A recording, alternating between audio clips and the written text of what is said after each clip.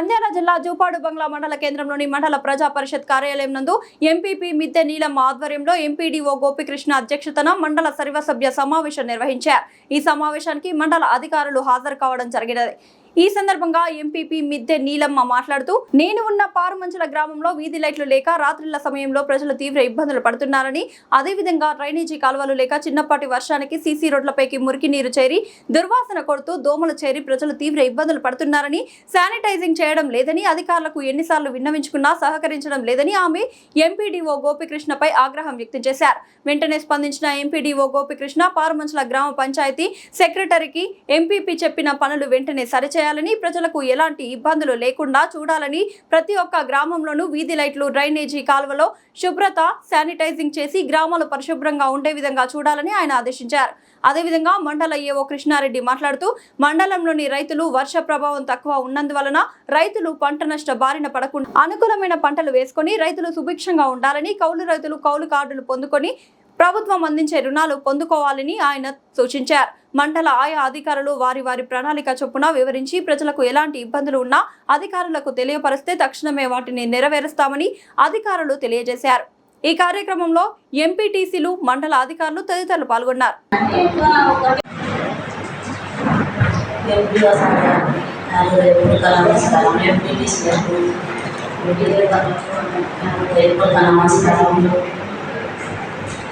మన గ్రామాలలో ఏ ఇబ్బంది జరిగినా మరి ఎంపీటీసీలు వచ్చి మరి సచివాలయానికి వచ్చి చెప్తారు. పిఎస్ఆర్ కానీ మరి వాళ్ళ చెప్పినది తీసుకొని, లైట్లు లేవు చాలా ఊళ్ళో, పారపంచాలు కానీ చాలా లైట్లు లేవు చెప్పినా కానీ మీరు పట్టించుకోలేదు.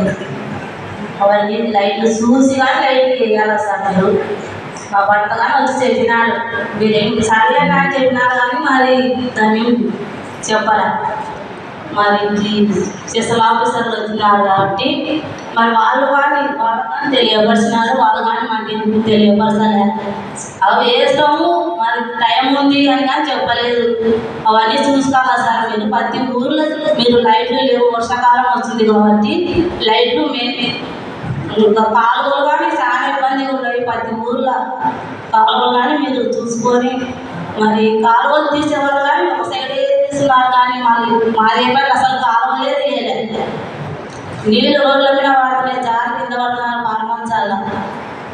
నువ్వు ఎక్కడ అది చెత్త కానీ అంతా అక్కడనే ఉంది, ఎక్కడ చెత్త అక్కడనే ఉంది. నువ్వు ఏ పక్క చెప్పి వాళ్ళకు పని చెప్పినావో మాకు అది తెలియదు సార్. అవన్నీ కానీ చెయ్యాలి మీరు. మరి స్తంభాలు కానీ వాన గాలి వచ్చింది కాబట్టి కొన్ని స్తంభాలు ఊగుతున్నవి, వైర్లు కానీ కిందికి ఉన్నవి.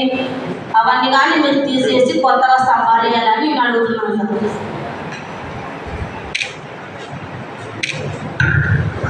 ఇప్పుడు గౌరవ ఎంపీపీ గారు చెప్పారు, పారమంచల గ్రామంలో 23,734 ఎకరాలు ఇప్పటికైతే ఇంకా ఖరీఫ్ సాగు కూడా స్టార్ట్ అవ్వలేదు. అక్కడక్కడ పోతగా రైతులు కూడా విత్తనాలు కూడా విత్తుకోవడం జరిగింది.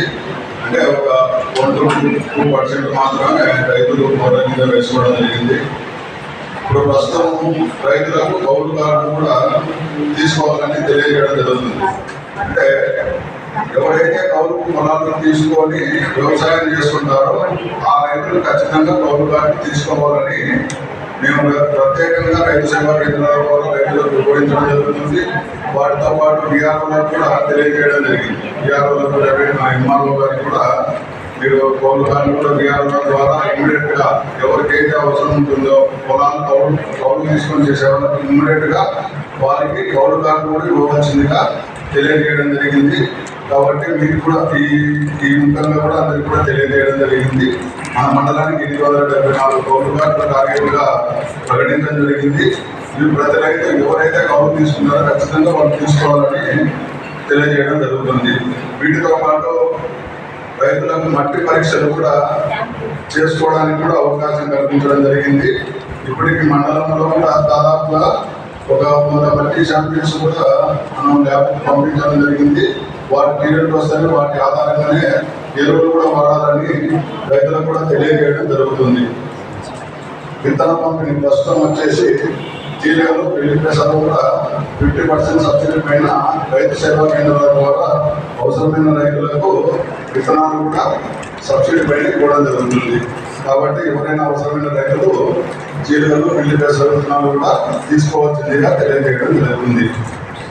దీంతో పాటు కింద సీడ్ కూడా అంటే కందులు, మినుములు, పెసలు ఇవి కూడా రాబోయే వారం 10 రోజుల్లో కూడా వాటిని కూడా రైతు సేవా కేంద్రంలో ఉంచడం జరుగుతుంది. అవసరమైన రైతులు ముందుగానే రిజిస్ట్రేషన్ కూడా చేసుకోవాల్సిందిగా కోరుతున్నాము.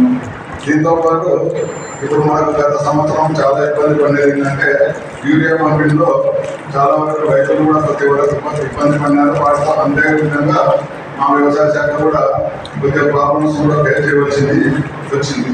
కాబట్టి ఈ సంవత్సరం కేంద్ర రాష్ట్ర ప్రభుత్వాలు కూడా అంటే ఒక యాప్ కూడా తీసుకొచ్చి ఆ యూరియా డిఏపి అనేది ఏ రైతుకు ఎంత పొలం ఉంటుంది, ఎంత మేర అవసరమో, ఎంత తీసుకున్నారు, అంటే ఎంత బ్యాలెన్స్ అనేది కూడా ప్రస్తుతం యాప్లో కూడా రాబోతుంది. ఇంకా యాప్ రాలేదు, మనకు త్వరలోనే వస్తుందని తెలియజేయడం జరుగుతుంది. మన రాష్ట్ర ప్రభుత్వం కూడా ఒక కార్డ్స్ కూడా ప్రతి రైతు కూడా రైతు సేవా కేంద్రాల ద్వారా కార్డు కూడా ఇవ్వాలని ప్రయత్నం చేస్తుంది.